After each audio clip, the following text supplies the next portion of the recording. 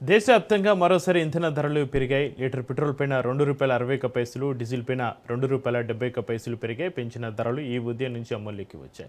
10 రోజుల్లో పెట్రోల్ ధరలు పెరగడం ఇది నాలుగోసారి.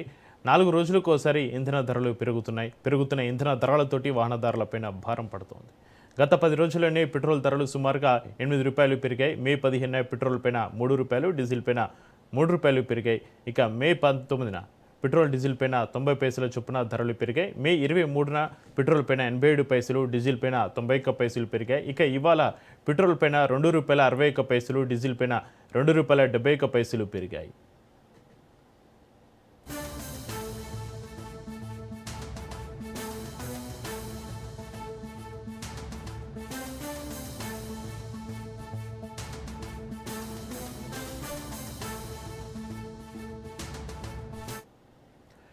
పెట్రోల్ ధరల పెంపుతోటి ఢిల్లీలో లీటర్ పెట్రోల్ ధర ₹102.12 చేరింది.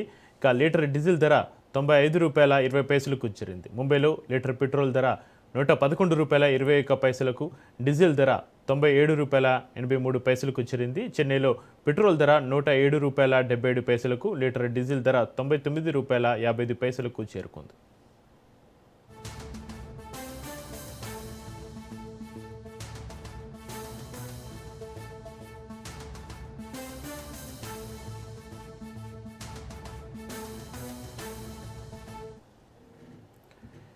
ఇక తెలుగు రాష్ట్రాల్లోనూ పెట్రోల్ ధరలు పెరిగిపోయాయి. హైదరాబాద్లో లీటర్ పెట్రోల్ ధర ₹115.62 చేరగా లీటర్ డీజిల్ ధర ₹103.76 చేరింది. విజయవాడలో లీటర్ పెట్రోల్ ధర ₹117.59 చేరింది. లీటర్ డీజిల్ ధర ₹104.88 చేరింది. ఇక గుంటూరులో లీటర్ పెట్రోల్ ధర ₹117.59 చేరుకుంది.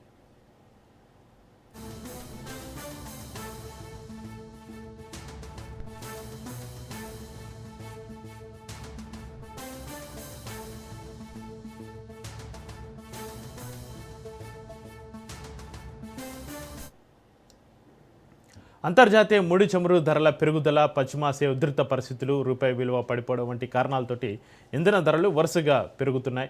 భారత్ తన అవసరాలు 85% కంటే ఎక్కువగా ముడి చమురును దిగుమతి చేసుకుంటుంది. ఇటీవల పశ్చిమాసియాలో జరిగిన యుద్ధాలు, సరఫరా అంతరాయాల వల్ల క్రూడ్ ఆయిల్ ధరలు భారీగా పెరిగిపోయాయి. డాలర్ తోటి పోలిస్తే రూపాయి విలువ తగ్గడంతో చమురు దిగుమతుల ఖర్చు పెరిగింది. ఇది దేశీయ ఇంధన ధరలపైన నేరుగా ప్రభావం చూపుతోంది.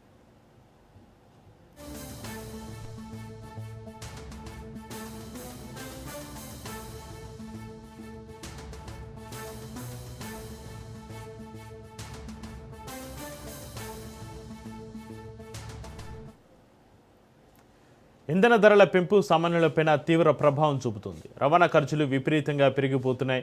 కూరగాయల ధరలు, నిత్యావసర వస్తువుల ధరలు అధికమవుతున్నాయి. పెట్రోల్ ధరల పెరుగుదలతోటి మధ్యతరగతి, తక్కువ ఆదాయ వర్గాలపై అదనపు భారం పడుతుంది. ద్రవ్యోల్బణం పెరిగే అవకాశం కూడా ఉంది.